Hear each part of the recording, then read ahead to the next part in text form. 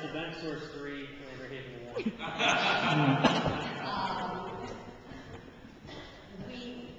You also are mentioning budgeting and discussing the budget with the client. I want to go back to that. I process all of the internet leads to our sales team. And I am seeing these internet leads coming daily. I probably get 20 to 25 requests. Either they leave the budget empty, the field, or they want to spend $7 on a wedding with alcohol. In your opinion, without me telling them I can't even get a McBurger for $7 anymore, how do you overcome that with the client? How do you overcome the objection? How do you get them on track with an appropriate budget? You send back a small blurb saying, change your paradigm. Change the way you're looking at it. I think in this day and age, everybody, unless they're very wealthy, old money, and they've been back in the hills somewhere and not seeing what's going on in our world, those people you can charge as much as you want to. Just send them back, $800 a person. We'll see you Wednesday. But for people today, I think a quick explanation as to this is what we can do, but in order to make it good for you and make it good for us, this is what we're going to have to charge you. And then go through the details with them and show them how less expensive can be just as nice as lavish and expensive. I would agree.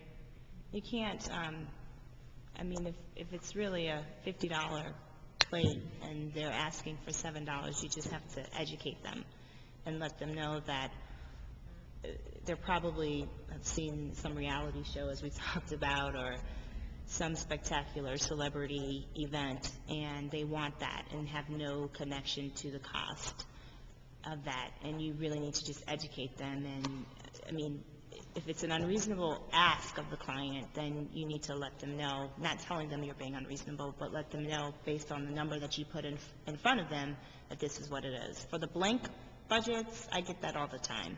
I don't know how much I want to spend. And I used to kind of find myself researching, and presenting a number to the client. And that really began to waste a lot of time because people actually do know what they want to spend. And if they don't know what they want to spend, they know what they have in their pocket to spend. So you really have to take the time to massage that out of them. And because otherwise you will present something to them thinking that either you're being thrifty or you're just, being elaborate. And if you're going to the high end, you could offend, and they think that, oh my gosh, I can't have any event. And then if you go to the low end, you're probably running into shortchanging yourself. And typically when you're cutting back on cost, your labor increases because you have to spend more time doing things yourself versus hiring out other vendors, or you're setting up tables and chairs yourself versus hiring the rental company to do that because you're cutting the cost, but your labor costs.